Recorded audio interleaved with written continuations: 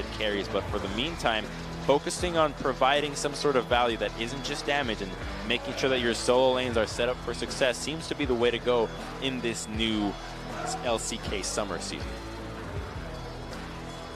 Yeah, it definitely is. I don't really see too many different bans here in game number 3. Just Syndra Zyra against Crown CoreJJ. Well, will they follow it up here with their third ban? They're thinking a bit more. Could be the karma if they really didn't like it, and yep, that's what it's going to be. Let's make sure that CoreJJ, let's make sure that CoreJJ doesn't have an easy time. But now tempted Afreeca, are they going to first pick Lee Sin? It definitely have to. You do not want to give up this champion right now, and most likely we have to see maybe a Gragas being taken away from Samsung here. You don't want to have a denial pick being taken. They could have risked it and say Marin, we don't think you're going to lock it in, so most likely just going to be Ashe and maybe Galio. Oh, no, it is going to be the Gragas. Called it again, man. There you go. I was thinking about other stuff like Galio or the Thresh. Or food. Food. Yeah, I was actually thinking about food. I'm getting a little bit hungry. Me and you ate at the same time. We'll have that food in the break. Don't worry. Don't worry, fans out there. We'll be okay. So what is going to be the follow-up here from Afreeca? They do have that Galio open. That's a very easy pick for them. Kuro is going to get 3 chances. It's either the Galio here for sure, and it might be a support pick taken away. You could see the Thresh as it is an overlapping pick, or they could just play it safe, lock in their own AD carry, either the Caitlyn or the Varus for themselves to make sure that the picks are matching what Samsung have selected in terms of roles. So I'm just going to let that sit and see if what you said was correct. Yes, I mean, oh. Okay. No. It was incorrect, but it really just shows what Afreeca's game plan is. They really just say, we want to mimic what happened game 1. Winning top lane, winning jungle and winning mid lane. Use that pressure, transition into objectives, get that Herald, secure mid lane so that whatever wave clear is selected doesn't matter. And already you have to imagine that Ambition will be taking this Gragas and that Cuvée will be locking something else in, and it's going to be the cannon into the Renekton. And let's hope, for the love of all that is holy, that this is not another AP cannon, that somebody just decides to go with the build that is actually good. Thankfully, it's Cuvée on it. I have a lot of faith in Cuvée. He's really shown up and shored up his top lane play. He's widened his champion pool. I cannot wait to see his cannon. Wait a minute, this could be interesting here. Samsung is targeting AD carries without Ashe, which is Kramer's most played pick, and Caitlyn being taken away. If they decide to ban Varus here, what's Kramer going to lock in? We haven't really seen too many AD carries beside that. We have seen some attempts at Jhin, which is not in the meta by any means, but it could force him in a position that he wouldn't be very comfortable with, especially with this team composition. They're really thinking about this last ban. You could be right. No, it's going to be the Thresh. Maybe they're scared about Kalista Thresh. I'm not really sure if Kramer Tushin can play it into the bot lane. It wouldn't really fit the idea from the Freaks so far to go with that. As they would just have full-on early game, and it would be difficult to pinpoint where they want to be fighting. And we can expect the Orianna being locked away from a ban from the Afreeca Freaks, just saying, you know what, go ahead and have your Victor again. But no Orianna, just full-on focused in the bottom lane. Interesting. So they do open up that pick here for Crown, if they do want to pick it up right away.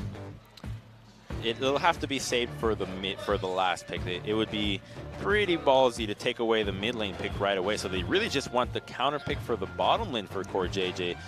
I guess they already know what's happening to the mid lane, and we'll get another rematch of Victor into Galio. So if you're ever wondering how this matchup goes, if you're a Galio or a Victor player, then take a look at this series, watch the replay, and you'll see that it's just basically farming 24/7. And you're right, yeah. What did I say, man? It's sticking to you. It's sticking to you. I've spent a lot of time with Crumbs recently. You know, we're trying to get friendly here to make this duo work, and well, seems like I got some of that profit power too. But the only thing is that the Thresh is banned, so they decide to go with the Braum instead. Well, this does offer a huge amount of kill pressure for any overstep. So I'm looking at Ambition here, making sure that he doesn't get caught out. And a really strong level 1, as Braum's level 1 is insane when you consider that Kalista can chase you down with her little hops in every auto attack, proc that stun. So it can get really feisty early on with this crazy early game. So Afreeca looking to go for a repeat of that perfect game, whereas Samsung says, if we hit late game, we'll definitely crush you in a team fight. Yeah. And you can see, you were talking about that counter pick in the bot lane. Lulu's picked up. Definitely going to offer a lot of survivability.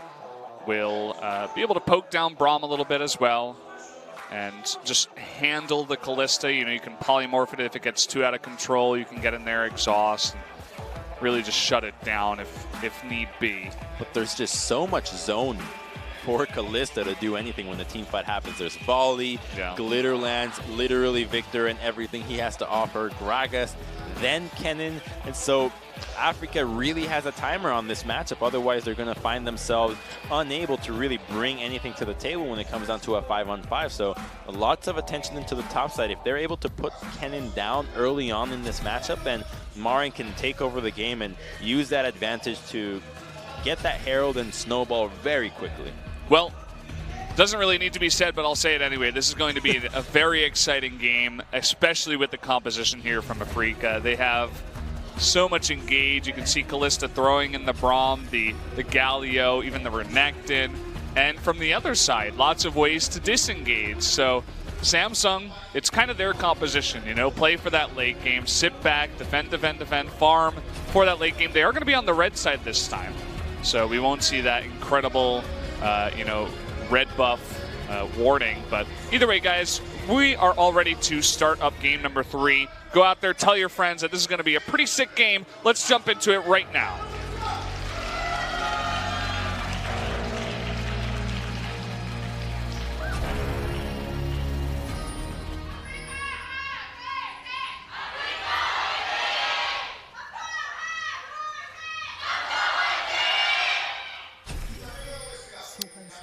There you have it. The ever-inspiring chance of teams. If I had chance like that when I get up in the morning, man, my productivity would go through the roof. You have a bunch of fangirls waiting outside your window screaming.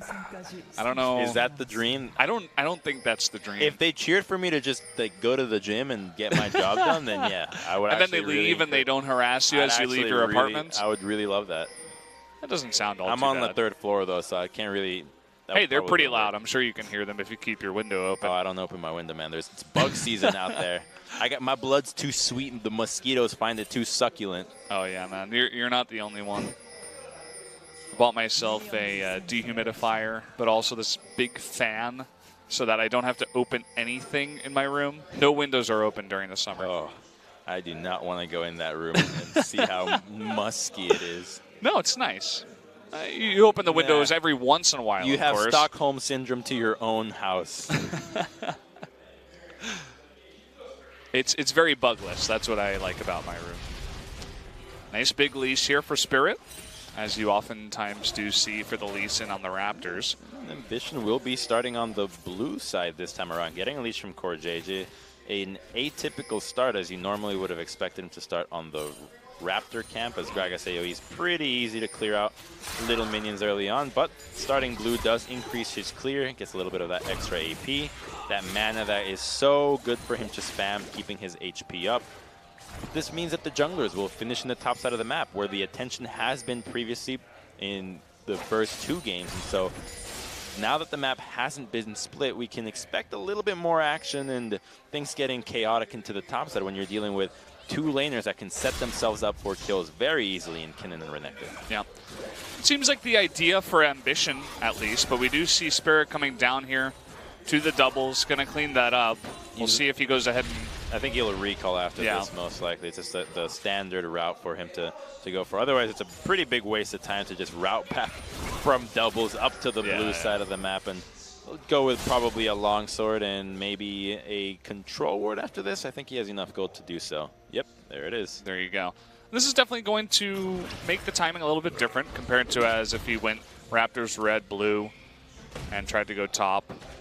So might throw him off here. Ambition is going to be in position to actually take the Scuttle Crab and scout this out. Exactly. The trade-off is he does get that Scuttle Crab for Cuvée. So the only way that he can really get ganked by now with the ramp ward in the red side is going to be through the Blast Cone from Spirit. So it's a bit of an ambitious gank right now, considering with the big wave that Cuvée has built up. So things are looking good for Samsung in pressuring this top side of the map and enabling this Kennen to bully Marin early on and don't let the Crocodile get out of control like he did in Game 1. Finally, Spirit's going to come over to this blue buff, and we do see Cuvée. I See Marin on this cannon so many times. But Kive is going to come on down here, get the ward, spots out Spirit. Will ping that, takes away the blast cone.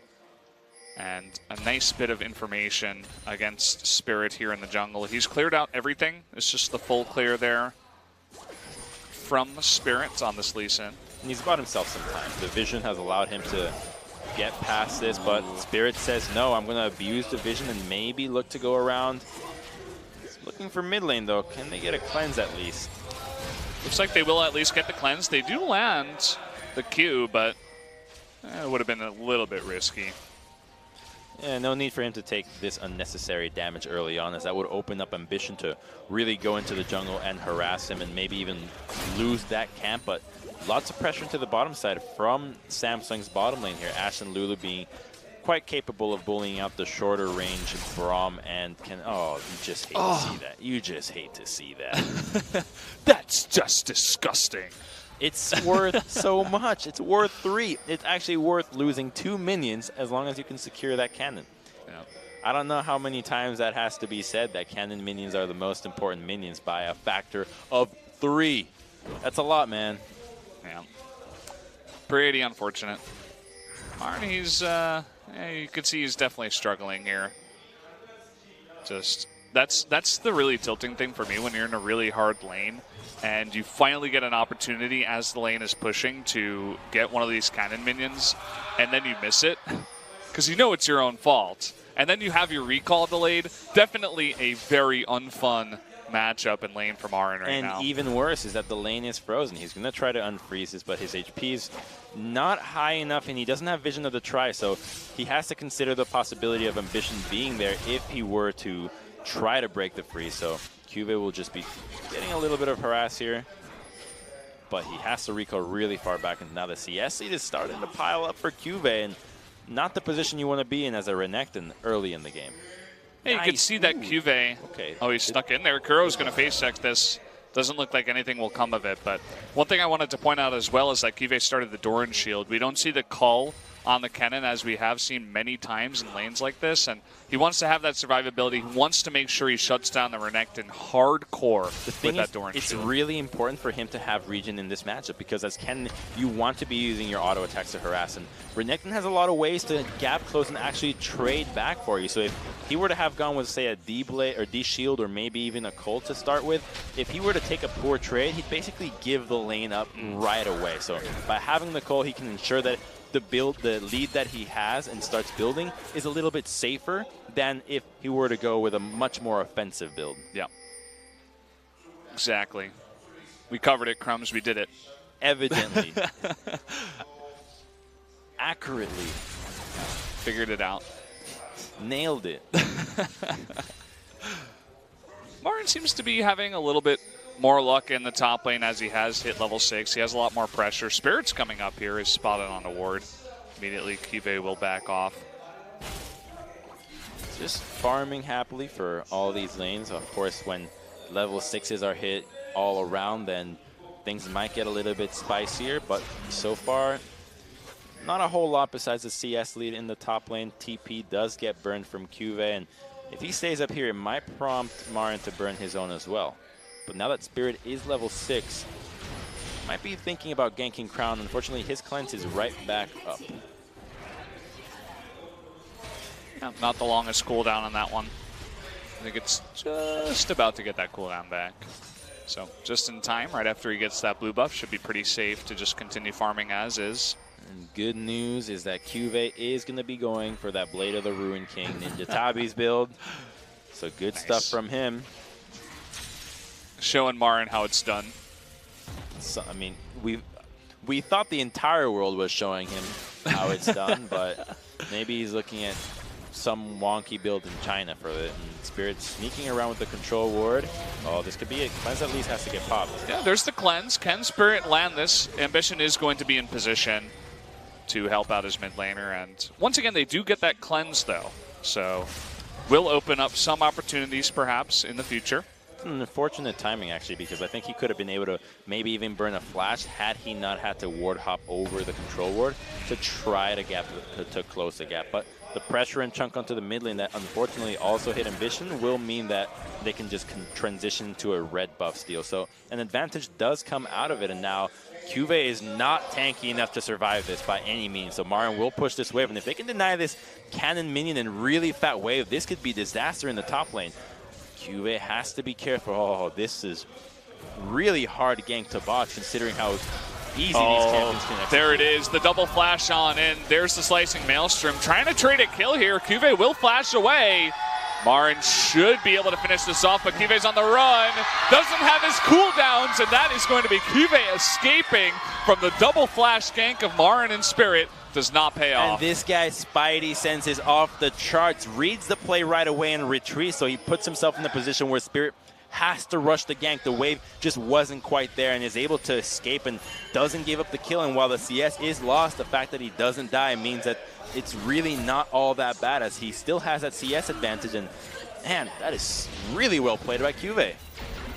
Yeah, you were talking about the Spidey senses. I was looking at Marin's CSing. Sometimes when you're trying to push in a wave, it gets obvious. You're like trying to push so hard that you miss a couple, and then you're sitting there watching this guy miss all the CS when he normally doesn't. And you're like, okay, this is weird. And they're trying to set up something. Exactly, and he has to think about as well as, okay, I don't have teleport. What's the worst thing that could happen? If I were an opposing jungler, where would I do the most damage? And then if you consider, if I die right now, this could be disaster, then you start adding all those things together, how Marin's last hitting, what he could be losing if he potentially dies, where the junglers have been, right? He saw him in the mid lane, he rotated topside, he could be lingering.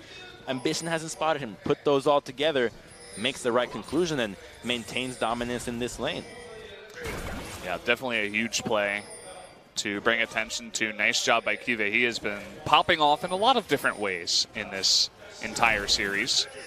As I said before, he was one of the players for Samsung that he would kind of just be the stable tank in spring, back when it was like Maokai versus Nautilus all the time. But now he's really doing well for himself.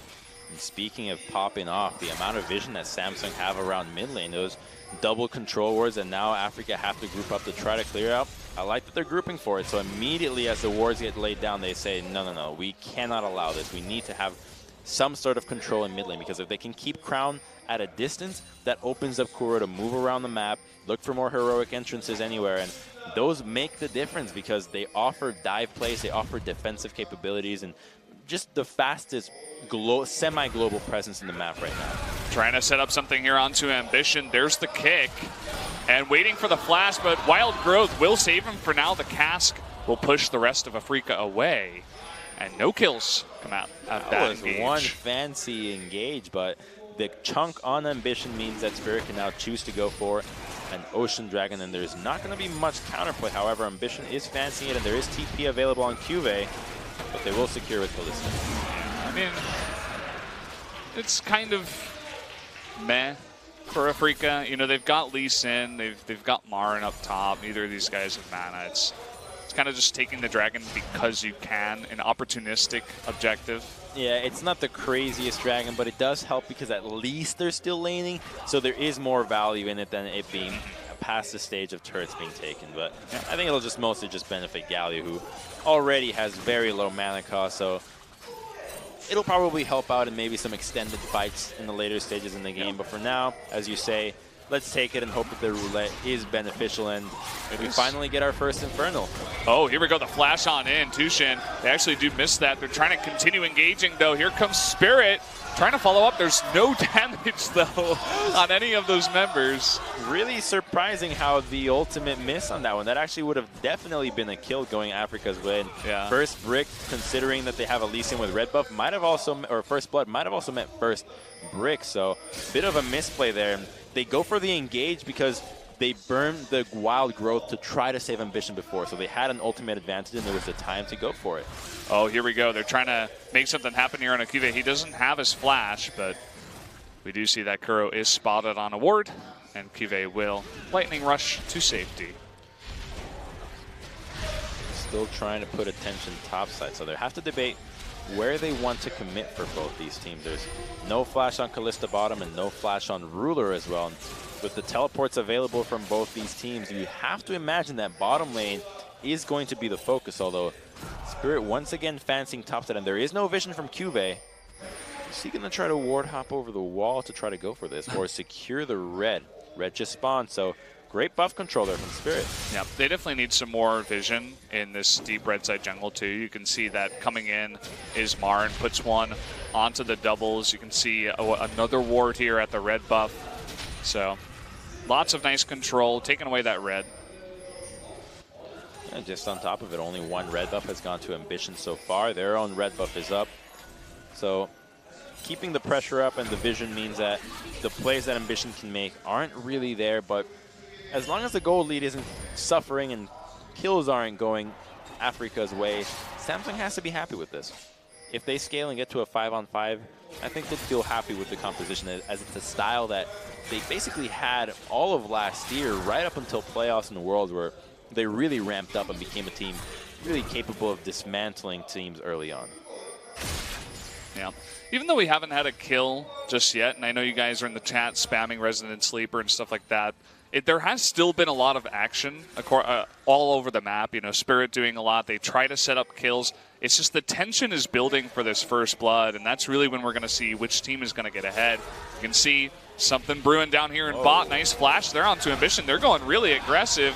In he jumps, and two members are going to be knocked up. CoreJJ forced the flash away. First blood goes over to Kuro. This is going to be a second kill going over to Kramer as CoreJJ gets a little bit too close to that Kalista. Great read from Spirit, waiting in the brush for Ambition. You know the plays are going to be coming bot side 24/7. That's what these compositions can do, and so he punishes Ambition, face checking a brush. He did it game 2, does it again in game 3, and this time the punishment is going to be bigger than before. This could result in the first brick going Afreeca's way if Spirit is to assist, but are they going to be able to get it on that first push? I think they should be. Yeah. They're going to be able to secure it by himself.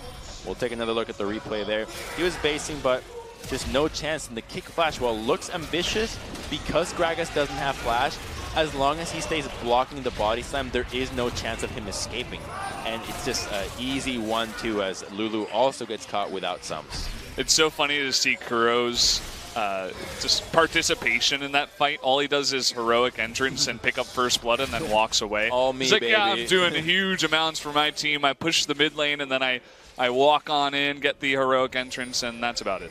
It's like the last guy in the group project. He wrote the title. He chose the colors, so he gets all the credit. My God, it looks so beautiful. Yeah.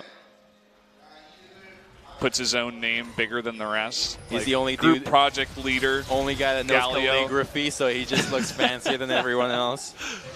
I mean, it looks very cool, but you know that was the punishment I had. In my school, you get punished by having to do calligraphy. That's not bad. It's pretty cool. You say so now. If you learn how to do calligraphy, that's a cool, you know, almost useless talent to have. It's like you have to write 100 lines that say, I will not call my friends' names again and stuff like that. Well, we are going to see Afreeca begin onto this Rift Herald, and I said it before, whoever gets that first blood is really going to pop off. Well, they got 2 kills with the first blood and the first turret, and now they're going for the Rift Herald. So Afreeca looking strong again.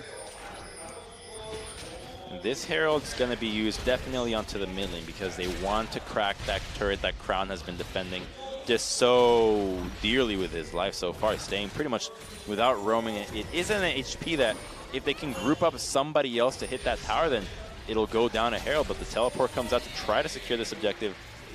Is he going to cancel that? Nope. He's okay with it. He knows he can stay in lane forever and use heroic entrance to assist anywhere else he has to go. Yeah. So that is brought onto Spirit here. Looking for a kill onto Cuvée. I always feel like if you can get a kill into the Rift Herald, that makes it just so much stronger. Yeah, but the thing is that for the top lane turret, I really feel like it's a waste versus the matchup that you have. One turret, as long as it's the mid lane versus heavy wave clear, is always just going to be with so much value, but the commitment to the top side means that Samsung can answer with an attempt onto the Baron. Marin does have teleport, and Spirit is collapsing, so Samsung not feeling too comfortable with this. Remember that they're not with the early game composition, so any fight that would happen right now would most likely go Afreeca's way, as they have already completed not just the Blade of the Rune King on Kalista, the Abyssal Scepter onto Galio, but the Black Cleaver onto Redneck, and so they back away wisely and secure the Infernal for themselves. That's 2 dragons going their way, and Yeah, very, very unfortunate for Samsung. You were talking about that late game composition. Infernal Drake would have helped them out immensely. For Victor, for Ash, even for Cuvée in the trades when he is split pushing, would have been very nice, but not quite able to pick that up. Yeah, and they just have to respect the selected for themselves here. They're in a position where just farm, and wait until a stage where all you have to do is group and team fight as a 5-on-5 or 4-on-4 with the top laners MIA, and that will be the fight that they're looking for, because at least they have a front line that can peel for the carries and allow them to deal the damage that they're designed to do. Rotation topside here from the duo lane, and Ash still in the bottom lane, so Afreeca will get the advantage into this top lane without being spotted, however. Kramer deciding to stay bottom lane, so Afreeca on a timer here. They have to make a move topside, otherwise they will lose that turret to the lonesome Ash bot lane. Core JJ's here to answer. Yeah, coming on up. You see Ambition, okay, he was moving away, now he's coming on up. Just not in a position there to assist, and a good rotation here from Galio will defend that tier 1 to the bottom lane, and nobody in that position to push on mid lane, and so Afreeca just get a freebie with an out rotation on Samsung, and a good way of starting to snowball that advantage. Yeah, really nicely done. Keep in mind that the Rift Herald is still available here, so there's only one tier 1 turret left over. I think they can easily set up a push in just a minute onto the mid turret and try to get some damage done there. The big issue here is that Kalista is not your siege carry. Unlike Caitlyn in game 1, she's not going to be able to get any shots against the Ashe and the Victor. And so, because there wasn't too much chunk happening to the mid lane, this use of Herald will have to be very calculated for them to secure an objective. If they can get Crown's mana low enough or secure vision elsewhere, but he's a half mana, and it's going to be really tough to use. And now Herald's 3/4 of the way out, so a recall and a use into the mid lane will be in order for Freecs. Yep, they're essentially going to be forced into using it there. Spirit makes his way. A bunch of pings going down. I think Samsung should know this is coming as well. As you can see, Cuvée making his way towards mid, as well as Ambition. They're responding. They just scouted both Lee Sin and the duo lane, but there is no minion wave.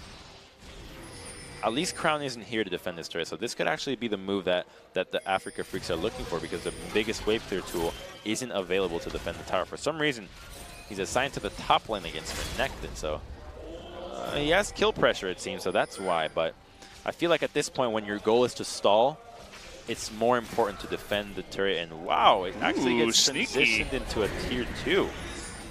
So trying to get a little bit of a different value out of it. Didn't seem like Samsung saw this coming, but it is channeled far enough away. Crown, he has no mana. There's the cleanse. In comes Galio. Can they get close enough? There's the stun. And lots committed to up in the top lane, and they don't even get the kill. Meanwhile, it's 3v4 down here in bot lane. That was a rancid use of Herald. That was so bad. You could have just used it on mid lane. I don't understand that move by them, actually. It was just quite simple to just take down that mid lane turret with the amount of people that they had and the lack of wave clear, but instead they choose to just a worthy sacrifice, I guess, to the tier 2 turret from Samsung, and so they're pretty happy that Herald didn't amount to anything out of this. Yeah, I mean, they chipped down the bottom tier 2, and if they get Cuvée, this could be pretty nice. The double knock-up, and stun for ages. Down goes Cuvée. Nice little party brush there from Afreeca, from Kramer and Tushin. Now they're going to begin pushing bot, and again, the Rift Herald, it looked terrible, and it kind of was, but they're able to convert into potentially a tier 2 bottom lane. Yeah, now they're going to get a tier 2, so I guess their ability to foresee the future phase check is beyond anything that we can identify. So in the end, the Herald comes to a tier 2 for the Afreeca Freecs. So a little bit of an advantage going their way anyways. And now they're not going to push for this one. The recalls can defend this. It's a bit of an odd turret to commit to this early on. So the rotation to the mid lane might be in order for them, but a recall on Kalista will come out first. Yeah, so they make it work. We don't really know if that was their intention. I'm still going to say it sucked. Tier 1 mid lane is worth more than tier 2. We're going to push in bot lane and do a bit of damage, and then hopefully Cuvée will just begin split pushing there, and we can get the follow-up kill and take out the bottom tier 2. I doubt they were thinking that far in advance, but if they were, props to them. As you said before, Taking out the mid-tier 1 would have been nicer, but they do get something out of it. Well, think of it, it's like a good way to think about the map and your champion's positioning is to draw a line between all the turrets and all your champions. And so when the line gets pushed back, then that's kind of the reign that you have control over. And as champions, you want to be able to push your own champions together as far up as possible. So if you think that maybe you're a little bit out of position, check your position with your other champions. If you are ahead of that line, you're probably out of position. And if you're behind that line, then you should move forward. So it's a good habit to look at the minimap and always think about these things, as it lets you understand just how much pressure not only can your champions put, but you have available on the map based on the turrets that you have taken. Yeah. Something we see a lot of the time is taking out all the tier 1s, and then, as Samsung did in Game 2, you deny all the vision in the red side jungle, and you try to bait the Baron fight. But Afreeca's not really going to have that option available to them because the tier 1 is still left up. And unfortunately, Afreeca, even with all this map control, they don't get another good Drake. They had a Cloud Drake, so really not going to help them out too much. They have a bit better engage, and they do have a lot of engage in their composition, but definitely would have preferred something like a Mountain Drake to fight against this Victor. Ooh, Crown getting out of position, forced to flash. Definitely not positive. He at least gets to teleport, and I know we're criticizing Afreeca's ability to take down this mid-tier 1, but they are still trying to snowball the game. It's 25 minutes in, and against a comp that Samsung has, the later the game goes, they're gonna be in trouble. So, Ruler happily farming in mid as finally Marin groups up here. And Crown has been up in top lane for a very long time. This is something we saw in spring. For Crown, he identifies like, hey, Victor, I'm going to be extremely strong late game. I'm going to be chunking targets for a huge amount of their health. So let me farm for about 40 minutes. Just don't touch me. I'll sit top lane. You guys deal with everything else. If we can survive until the late game and I have 400 CS, then I'll carry you. And it seems like that's the idea here for him in this game. And there's value in putting him top because it's a little harder to dive 2 people into the mid lane than it is to dive a solo Victor. So by putting the dual lane mid, which is usually the common thing that you see after a mid lane or bottom lane turret has been taken, that means that you can stall out any pushes into the mid lane. You can keep funneling farm onto your Victor without having to share it with anybody else. And the defense of the mid-tier 1, as long as your carries and support have wave clear, becomes difficult, and so the composition would be the only determining factor if you can really dive that comp. Which they can, actually. They do have the tools to dive this, but the wave clear means that any dive is just too difficult to deal with because Hurricane and Volley and Glitter Lance mean that you'll never really get the chance to hit that wave onto the turret. They're just hoping that someone gets out of position. I feel like if Samsung continues playing very defensive and just sits back and lets it happen, just chills and farms for a very long time, I think they're going to be in a really good spot in this game. Ruler is pushing a little bit far forward. There is the flash to avoid the knockup. This is what we were talking about. They're waiting for a mistake. Kalista is going to be stunned up. And finally, Crown coming down here to support right at the right time, actually. They at least get a flash here from Ruler, so if they want to revisit this lane when their ultimates are back up, they're much more likely to secure an objective. And now that we're reaching that 30-minute mark and we have a Kalista available, Baron is a very real possibility. So really realizing that having to flash early is really important, as a death could mean the disaster for any of these teams. You can see Afreeca, I wouldn't say they're getting desperate, but they're really trying to put on the pressure. They identify that they need to take out this tier 1, and they see that Victor's not there, so they immediately try to get as much damage as possible. Spirit eating a lot of damage in the meantime from Ruler, trying to fight back. He's looking for a play here, potentially. Nice wards. Everybody from Samsung is reacting, though. They understand that this could be what Afreeca is looking for. Good and clear on the vision there, making sure that Spirit can't find the angle, and as long as they stay grouped up and they're not surprised by any flank, it'll be much easier to deal with these fights as they continue to scale. You already have the Void Staff and completed item on Victor, the completed, oh, what's the name of the item? The Void Staff? No, his own item, the one that he gets that nobody else has. I'm not sure, to be core honest. Power, his core thing. Yeah. Damn it. I'm not a Victor player myself. I'm just embarrassed of myself every time that happens. It happens. I can I can tell it to you in Korean. Yeah, that's the problem. You play in the Korean solo queue and everything's in Korean. So well, either way, does finish that up. And man, 3 kills at 30 minutes, 1 kill for 10 minutes. This definitely feels like a Samsung slash feels like a Spring Jin Air game. Yeah, Samsung meets Jin Air. Or that 68-minute BBQ versus Jin Air game we had last split. My God. Nothing happened until like 55 minutes, and then things just exploded. Finally. Just endless foreplay. Enough. Enough. I'm all ready to go. Yeah. Eventually, it just gets to be too much. And, I mean, this is what it looks like. They just keep pushing down mid. They can't take this tier 1. And again, we go back to that Rift Herald. What if they just had that mid-tier 1 taken away from about 10 minutes ago? Would be a lot easier to control this red side jungle if mid-tier 1 was down. That's what they're trying to do. They say, all right, you know what? Mid-tier 1 is going to be way too tough. Let's try to control the Baron side and see what we can accomplish this time. But because the turret is down, Samsung is just in such a good position to respond to any of this. They're so close to Baron that realistically anything's not going to work. But they're going to try to just two-man it with Kalista. But this attempt's not going to fool Samsung here. He gets scouted out, and Ambition might be in trouble, but the Q does miss. So he's perfectly fine. Yeah, they do get the flash out of him, which means that it'll make it a lot harder for him to go in for a steal and flash away to safety or get the insta-flash in. Meanwhile, Cuvée doing a nice job pushing into bot, forcing out the teleport from Marin. Cuvée still has his. Of course, Kuro still with the double teleport that they are running. They do have that available. And finally, it seems like they get an opportunity to take out this tier 1 turret. Exactly. They move Samsung around the red side jungle just long enough to get the first instance into the mid lane. They crash the wave, and because Victor is also not there to clear the wave before it crashes, they can secure the turret easily, and now they'll get a blue buff steal and probably a dragon here. And what is Samsung going to answer with? We saw them last time around try to go for that crazy desperation Baron, but they're nowhere near in that position this time around. So instead, just a tier 1 trade going over for Crown, and he's getting really strong now, level 17, and a late game Victor is nothing to scoff at.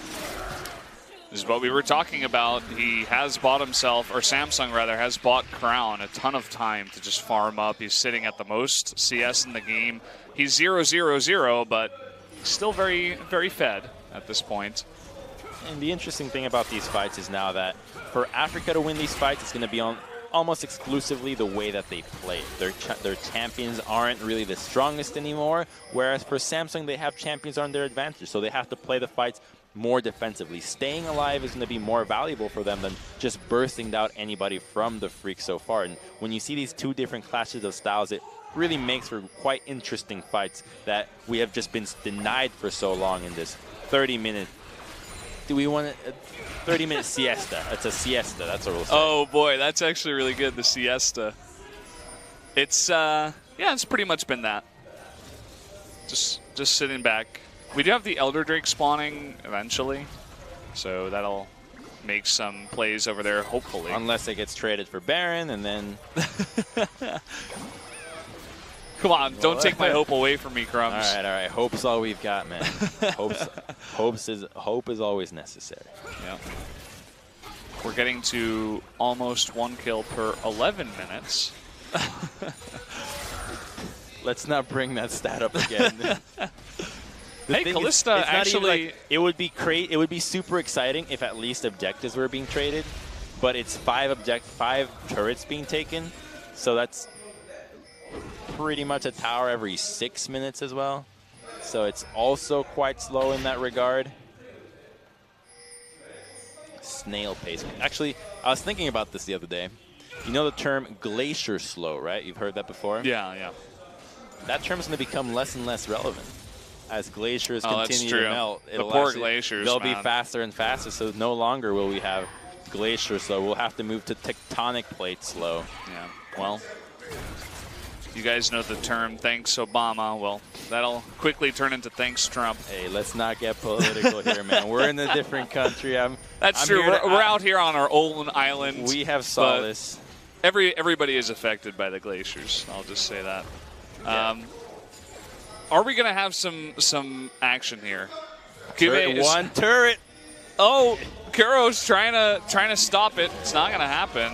And actually, with the on-hit cannon, it can get very obnoxious. That really didn't seem too obnoxious. Well, mostly it was just the shield that was ready, but he's going to easily regen. I mean, he has Warmogs at this point. He's got his Gargoyle Stone Plate completed. Warden's Mail. I mean, he's just not taking damage. Okay, they're looking potentially for an engage. Oh, I got too excited. Our expectations must be lowered in order to keep the excitement. They're just playing with our heart now. Hawkshot comes out. No Baron is happening. Don't worry, Samsung. Kennen has group, so at least we have a 5-on-5 stare down, but Crown will return to the top side looking for more farm. And once he completes that Death Cap and the Infinity Edge comes out from Ruler, then that's when they can really just start bringing the hurt to Afreeca Freecs. But in the meantime, they're feeling feisty, looking for a Baron rush, but a steal would not be in order for Samsung. They definitely would have to fight this, not looking to take that timing on the Baron or a Death Cap or an IE. There's the stun on Kuro. The TP, though. Yeah, of course he has no damage. In comes Marin. He's going to land the stun onto Ambition. There's the knockup. Again, Gragas is very tanky, but in goes, looks like Tushin, actually. He gets away alive, but Victor going to be able to burst down Spirit and make him totally unavailable in that fight. Another kill going over to Ambition. Kuro, all by his lonesome, will eventually be taken out. Marin trying his damnedest to take out Ambition, but they just cannot. The stun is going to be followed up there. Nicely done, Samsung. With a great response, they take out 3. Just all too easy there at this point. The composition just so hard for them to run straight in the line, and Marin doesn't get the flank. They commit to try to go into the Gragas, and the only saving grace could have possibly been if Spirit kicked Crown into the team, and they somehow killed him right away. But that insect kick was completely botched. He actually flashed forward and kicked Crown even deeper into the safety of the jungle. So no chance for Afreeca to take the fight, and now Samsung just in complete control of this game, and no more hope for Afreeca as there's no TP. And take another look right here. Yeah. Look at Spirit. Hits the Q onto Marin, but oh, he sees Crown. Oh. That's gotta hurt. And he puts himself in so much danger to just get 1v1 versus Crown. That's just the beginning of the end of this fight. Kalista wasn't even there. Like, you can't go that deep when you have an AD carry that relies on people diving to you. And just the lack of snowball that happened from Afreeca means that all Samsung have to do is keep staying together, and the fights just become impossible for the Freaks to win. I feel bad for the Afreeca fans because this might be the second time that they get so close to taking out a huge team. First it was KT, then it was Samsung, and now it's just turning into a bit of a meme. It's like they take the first game and it's almost a perfect game. Yeah. Against KT, it was a perfect game. I told you not to get too excited. It could have happened again, and it's happening once again. It's definitely disappointing. And now Death Cap and Infinity Edge are completed, so it's going to be even tougher. The split push, nobody can deal with Kennen. He's got Phantom Dancer completed, so you can forget about Renekton or Galio dealing with that, and just have to stay together, and it just becomes all too easy here. Galio will try to answer, so at least he does have some wave clear, but against a Baroned up minion, most likely not. We're taking a look at Cuvée. He's on 4 items now. His split push is going to be really annoying to deal with. You can see that Galio has a They're trying to yank him. Yeah, they're trying to get in here. They do land the stun during the lightning rush, but they don't even have damage. They don't have the ability to take them down. With PD, Lifesteal, and the Ninja Tabais, this comp just only has Kalista as damage, so just too much commitment to the late game. And I gotta say, I think the really smart thing from Samsung here was that Caitlyn ban. Yeah, came down to that. Here's the teleport in. They're going to collide hardcore onto Crown. He will be taken out, and Cuvée commits to the teleport into 3 members. Uh-oh. Able to get a double kill here onto Kramer's Kalista as Afreeca. They find a hole in the armor. Yeah, Crown getting too carried away with what he's been doing so far, just last hitting nonstop. And this is actually a huge move for the Freaks, because now that's an Elder Dragon that's up. 2 carries are down, and that's 4 dragons on their way. That means that this is going to be a super strong Elder Dragon, and if they can use this right, the game could have just slipped away from Samsung's hand just from an over-greediness for some more minion wave. Like, that's not worth it. That tier 2 wasn't worth it. They had to stay together, and now Afreeca back in the driver's seat. This is all they need for damage. When you have extreme true damage burn, it doesn't matter if your composition doesn't have carries. Everybody becomes a carry now. Yeah, exactly. And we saw this a bunch of times in spring. It's definitely one of Crown's biggest weaknesses. It seems like he hasn't really gotten over it.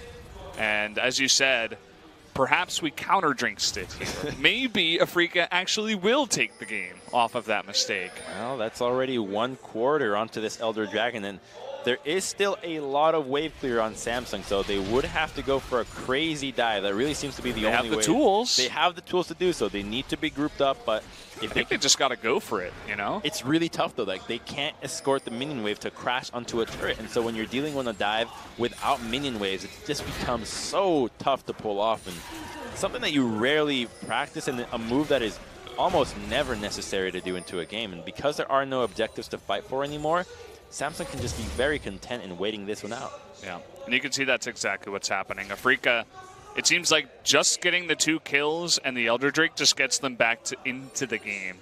And again, we talked about it at the beginning of the game, Samsung's composition is fantastic for the late game. And so even though it was a bit of a mistake, I feel like Samsung's position is still pretty decent. Yeah, Samsung is perfectly fine here. They're just going to go deeper into the late game where it does benefit the carries, but they still have to beware of Kalista. If she's capable of dealing damage into a fight 4-0 while not getting bopped, she can carry these team fights, right? Kalista does have a lot of AoE damage, but as long as she avoids the damage from Victor and Ash, she should be in a fine position. Remember that the fight that the Freaks lost to was out of a poor engage, as well as Kalista not being there to follow up. So now they're thinking about the dive perhaps, but there's just no chances to escort this minion wave. They're going to try. They've got half of it left. Oh, never mind. Yeah. It's so hard to push into this comp. Especially at this stage in the game. 40 minutes in, even though the gold is even, you know that Samsung feel comfortable taking this fight. They just have to wait out the Elder, which is almost already out, actually, so not a big deal. So it looks like this game is going to go a bit later than we expected. I mean, we're already sitting here at 40 minutes. This is definitely one of the longer games we've cast so far in summer. Well, we have had 11 of them so far, 11 matches, so lots of games that go for, but lots of stomps as well. Lots of very one-sided matches, and as teams figure out the patch, it becomes Ambition, not again! Is it going to be Ambition? Oh, he dodges! Boy. That wasn't really a dodge. I think that was a miss by Tushin, as he was expecting Ambition to go a little bit far forward. But the flash is used. Half glass full there. Yeah. Ambition, you know, he got caught early on in the game in game 2. Really looking for those Pokemon out there in those brushes. Otherwise, I don't see why he would be looking to go into so many brushes head on. Yeah, he's got to go into the tall grass. But this could be the fight that Afreeca wants, so Crown isn't here. Okay, he's coming in from red side. Kuro's going to be stunned down, though, so they do disable him for quite a while. And the cask will not land. The TP from Renekton, though. Coming on in from behind, and there's the heroic entrance, going to knock up 3, but there's no follow-up. They're chasing Cuvée on the left side, but they can't get him down. Kuro, misses the redemption. Now trying to go on deep, but Crown and Ruler in the back have so much protection. They're chipping away, and finally they take out that big Renekton tank. That's going to be one tank going down. There's the second. Kuro looks to get away with his life, but such a disjointed fight. Kramer just dancing around on the outskirts. Do I go left? Do I go right? None is the right answer, and as such, that he will not contribute anything to the fight because of the poor engage going in. The tank's just soaking so much damage without any follow-up, and Samsung just gets a freebie here, capable of taking down this mid inhibitor, and they're going to try to push for the game. There is not enough wave clear here, it seems. Well, I think this might just be it. They're going to be pushing in onto this turret, and the barrel is going to go in. Kramer's the only hope. He gets knocked back. Nice cleanse flash. He's still alive, but can he actually 1v5 essentially? That's the question. Ruler, he's taking a bit of damage from the turret. Kramer going to go 1v1. Can he actually do it? The answer is no. Not with that support, and oh boy. Cuvée is going to take out Spirit there. Perhaps their last hope. As Samsung, they're pushing on in. Tushin makes it back.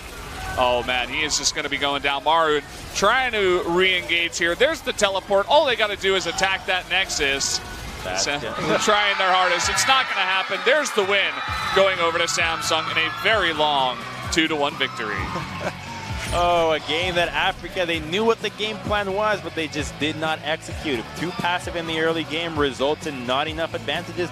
A really poor use of the Herald that you have to wonder, what could have happened if they took down that mid turret early on? Could they have perhaps burst down a Baron early on and snowballed the game at a 20-minute mark? Well, we'll never really find out, and as such, Samsung gets to stall out, get their composition to the point where they want to, and secure themselves an easy late game win with a superior late game draft. Yeah, I'm really glad that you highlight the Rift Herald once again, because what could have happened? I mean, Marin up in the top lane on that Renekton, he wasn't getting super fed like he did in game 1, but he was doing all right. He was keeping up. They did have an opportunity in the mid game, but they just couldn't make it happen. And Samsung held on for long enough. A very standard, turbulent, sorry to use that word, but turbulent Samsung game. It's very, it's Samsung 100% of the way. And that's what we like to see out of them. They get the win at the end of it all. I love their game 1. This is such a great read there from Cuvée. Like, this could have also been a game-winning play. This was potentially just snowballing move from the Freaks that Cuvée reads, and just really good stuff from Samsung overall. They had a lot of good moments, and this was another great. Like, this series, while it was slow, it had a lot of plays where teams were just reading what each other were doing, and after a while, you have to wonder if that played into the confidence of the future moves that were made, where one tries to make a move, it gets read, the other one does the same, it gets matched immediately, and so that does something to your confidence, where it's like, maybe if I do something, do they see it coming right away? The psychological element in League of Legends is nothing to be undervalued. Yeah. Nice play there by Afreeca trying to make that bottom Rift Herald work. They do get the bottom tier 2, but here we go again. This failed kick from Spirit, and the Kalista ultimate missed as well. Yeah, just a very disjointed fight again. Look at Kalista. Like, what can she really provide in this fight? She can't get close to Victor. She's slowed. She's every champion outranges her in terms of at least an ability, and so the pick. Caitlyn would have been perfect. In this comp, man. I mean, maybe you go with the likes of a late hyper carry. They're not the craziest right now. Only a couple of people can really play them out, but, well, a decent attempt at closing out. That was a nice try. You could see the very low damage numbers on the side of Afreeca. They really couldn't get much going, even though it was a very long game where they were in the lead for most of it. And the Ashe damage, as no one could even touch Ruler, had so much room in the back. Cuvée did a nice job split pushing as well. And Ashe was kind of undermined here, as she was capable of really melting so many of the tanks, just unable to be 1v1 by the Kalista with the Ninja Tabis as her build, with Lulu in the backup. Just so much power out of this pick that you have to wonder why the Kalista was locked in and not another attempt. And maybe the champion pool of Kramer has to come into question here. If Ashe and Caitlyn go down, is really Kalista the third tier, one? Even though the Thresh is banned? Well, you were mentioning something like a hyper carry, Twitch or Cog. It would have been hard to really. He had a lot of protection, but either way, it's really just speculation at this point. We are going to be jumping straight into the MVP interview, so let's go to that. Yeah, this is the MVP interview for Cuvée. And so at first he was kind of worried they might lose the game, but all the teammates were sure that they can win the late game, so they just trying to cheer up. And you said you like chicken, like your favorite food is chicken, so do you like your new nickname, the God of Chicken? So he said he likes eating a lot, so any nicknames are fine.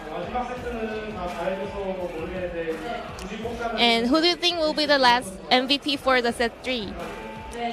So he said every players were good, but maybe it can be Crown, or we can check it out on the screen.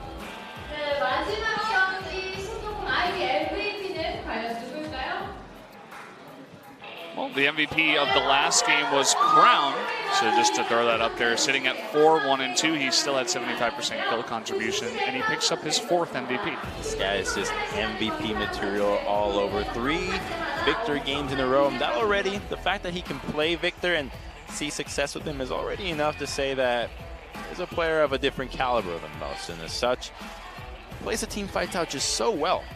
Even when the situation in game 1 where he traded and was seemingly going to die, he just died. But we'll go back to the interview and joined by Crown once So again. this is the MVP for the last set, Crown. So he said he's not really sure why he's the MVP for the last set, but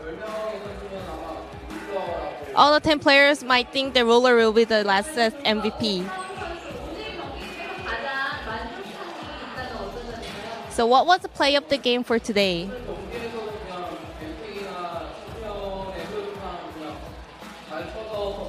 He said the pick and bans was good, and also just in-game went very fluently, so that made us play really well.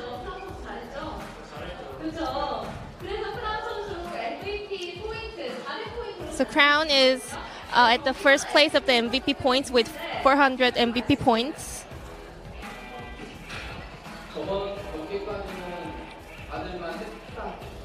Well, until the last game, yeah, he thought he deserved the MVP, but for today's match, he's not really sure. He thinks he was kind of lucky.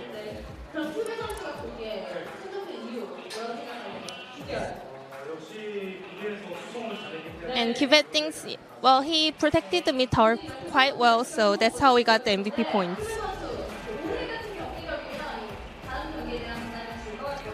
Well, your performance was amazing, so upcoming matches won't be quite worrying, so what do you think about it? Well, but he kind of wants to make 2-0 games, so they will try harder.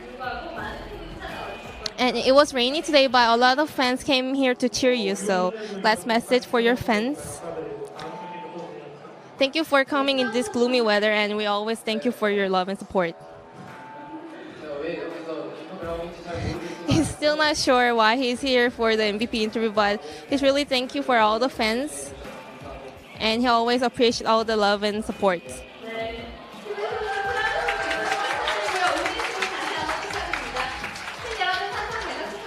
So there you do have it, the interview with Kive and Crown.